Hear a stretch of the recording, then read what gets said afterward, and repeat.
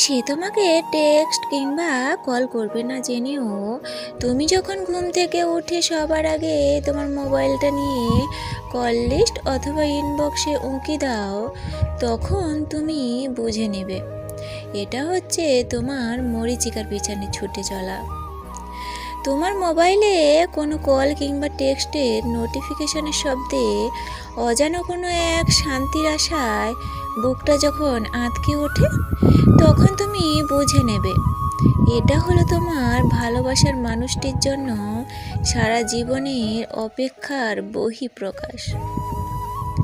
তোমার সবগুলো মোবাইল নম্বর তার ব্লক লিস্টে থাকা সত্ত্বেও তুমি যখন অন্য কোনো নম্বর থেকে কল দিয়ে ভালোবাসার ভিখারি হও, তখন তুমি বুঝে নেবে এটা হলো তাকে আর একবার ফিরে পাওয়ার আকুতি। তোমার ফেসবুকের আইডি তার ব্লক লিস্টে যাওয়ার কারণে অন্য কোনো আইডি থেকে তাকে লুকিয়ে দেখে যখন বুক ফাটা দীর্ঘশ্বাস ফেলো, তুমি তখন বুঝে নেবে এটা হলো ভালোবাসার এক অজানা তৃপ্তি।